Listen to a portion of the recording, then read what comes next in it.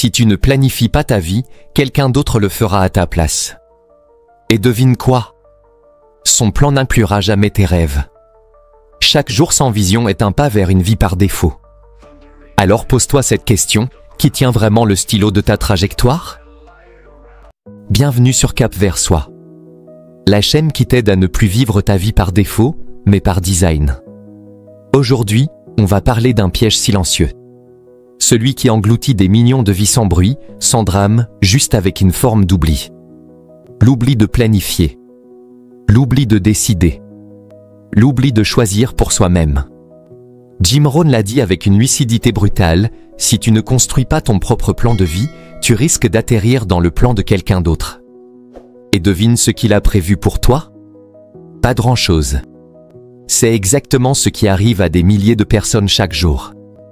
Elles acceptent un job en attendant. Un mode de vie provisoire. Et 10 ans plus tard, elles sont toujours là.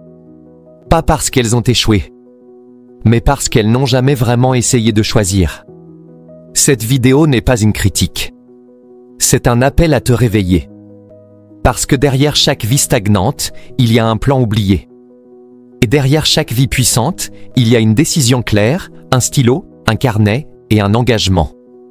Dans les prochaines minutes, tu vas découvrir pourquoi tant de Français vivent en pilote automatique, comment une simple phrase peut renverser une trajectoire, et surtout, comment construire ton propre plan de vie, même si tu pars de zéro.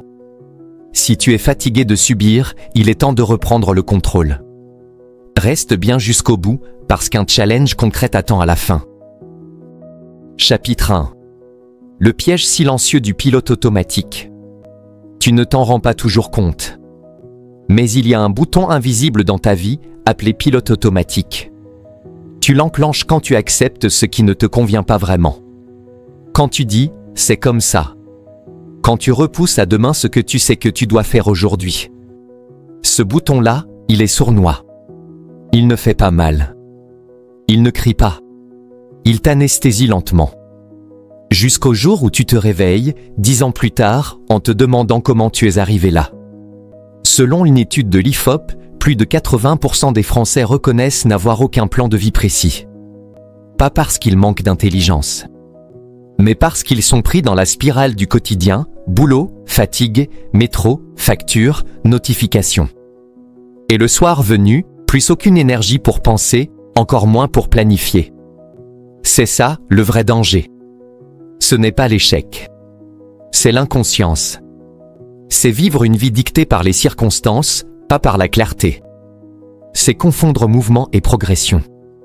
C'est courir sans destination. Un jour, tu te rends compte que tu n'as pas choisi ce que tu fais. Tu as juste dit oui à trop de choses par défaut. Le pilote automatique est confortable. Mais il n'a jamais mené personne à une vie alignée.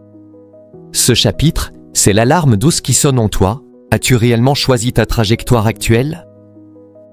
Chapitre 2. Ce que Jim Rohn a compris avant tout le monde. Jim Rohn n'était pas un gourou. C'était un stratège de l'âme. Un homme qui avait compris très tôt une vérité inconfortable. La majorité des gens ne planifient pas leur vie.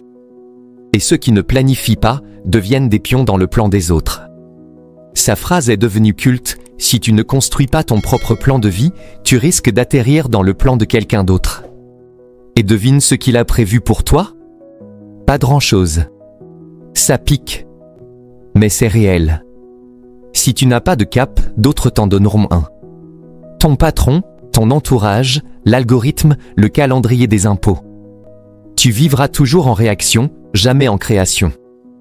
Rohn l'avait compris, un emploi sans vision devient une prison dorée. Un quotidien sans direction devient une répétition sans sens. Et une vie sans plan devient une survie organisée. Il ne parlait pas de faire des to-do list. Il parlait d'un vrai plan de vie. Un plan personnel. Privé. Puissant. Un document que tu crées non pas pour plaire aux autres, mais pour t'honorer toi-même. Quand tu écoutes ces enseignements, tu comprends qu'il n'était pas là pour flatter. Il était là pour réveiller. Et son message traverse encore les années, parce qu'il touche une corde profonde, celle de l'homme ou de la femme qui sent qu'il est temps de reprendre la plume de sa propre histoire. Chapitre 3. L'exemple de Nora, de CDD par défaut à carrière sur mesure. Nora a 29 ans. Diplômée en droit, brillante, dynamique, mais fatiguée. Quand elle sort de l'université à Lille, elle accepte un CDD administratif dans une collectivité locale. Juste pour quelques mois, le temps de souffler. Puis les mois deviennent des années. 4 ans exactement. 4 ans de métro boulot courriel silence. Elle n'a pas échoué. Mais elle s'est endormie. Pas dans l'inaction, dans la routine. Son job est stable. Son salaire correct. Mais à l'intérieur, ça crie.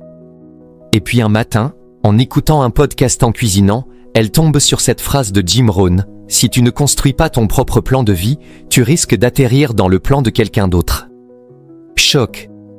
Silence. Puis déclic. Elle comprend qu'elle n'a jamais pris une heure pour décider où elle voulait aller.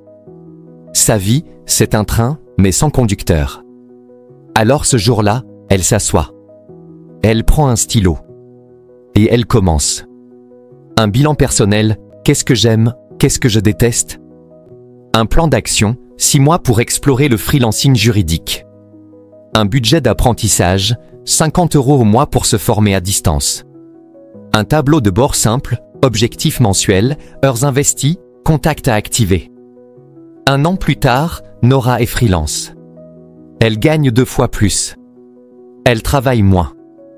Mais surtout, elle vit selon ses termes à elle. Elle n'a pas fui son emploi. Elle s'est réapproprié sa trajectoire. Et toi, à quel moment as-tu cessé de conduire? Chapitre 4. Construire un plan de vie simple mais puissant. Planifier sa vie ne veut pas dire tout contrôler. Ça veut dire choisir ce qui compte avant que le reste ne le choisisse pour toi. Et pour ça, tu n'as pas besoin d'un MBA ni d'un logiciel compliqué. Tu as besoin d'un moment de calme, d'un carnet, et de ces 4 piliers, simples mais puissants. 1. Vision personnelle. Quel style de vie veux-tu? Où veux-tu vivre, travailler, te lever chaque matin? Pas pour rêver, pour orienter. Tu n'es pas un GPS sans destination. 2. Base financière. Pas besoin d'être riche, mais d'être clair. Combien te faut-il par mois pour vivre dignement? Combien pour te sentir libre? Sans clarté financière, tu avances dans le brouillard. 3. Compétences monétisables. Qu'est-ce que tu sais déjà faire, qui a de la valeur sur le marché? Et qu'est-ce que tu veux apprendre cette année pour augmenter ta valeur? Une compétence égale une clé. Accumule les bonnes clés. 4. Maîtrise du temps. Où va ton temps chaque semaine? Ce que tu n'organises pas se fait dévorer par l'urgent. Décide à l'avance ce qui est non négociable: lecture, sport, création, repos. Tu n'as pas besoin d'un plan parfait. Tu as besoin d'un plan vivant. Un plan qui t'appartient. Parce que si tu n'écris pas ton avenir, tu le sous-traites.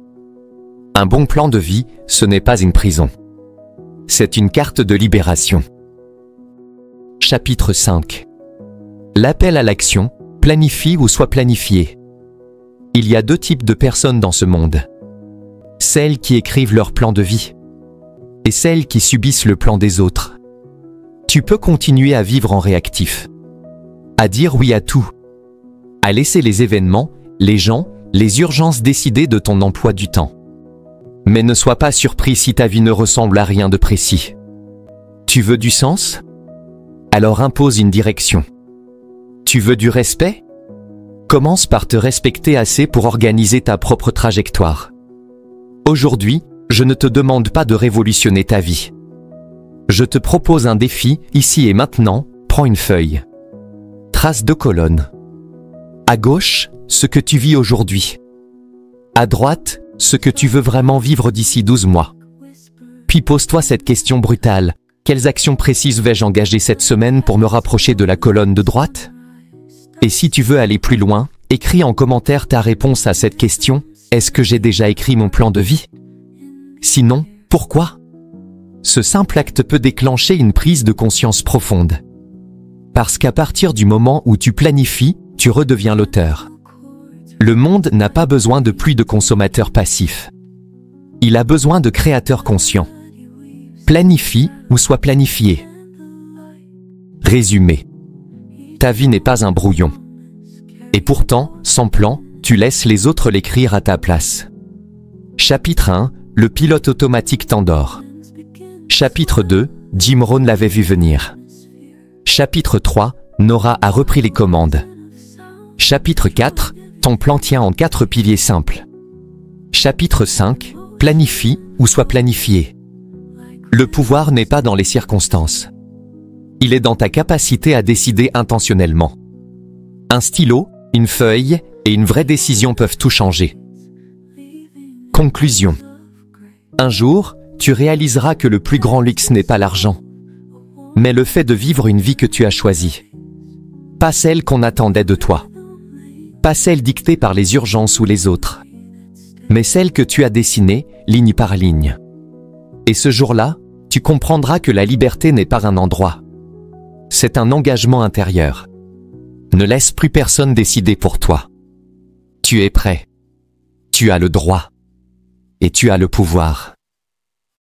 Si cette vidéo a réveillé quelque chose en toi, écris en commentaire, voici la première chose que je vais planifier pour moi. Même une ligne. Même un mot. Ce sera ton premier pas vers une vie choisie. Abonne-toi à Cap vers soi. Si tu veux d'autres vidéos qui bousculent, élèvent, structurent. Et dans la description, je t'ai mis un lien vers une vidéo complémentaire pour t'aider à écrire ton plan de vie dès ce soir. Rappelle-toi, chaque jour sans plan est un jour perdu dans celui de quelqu'un d'autre. Aujourd'hui, reprends la plume.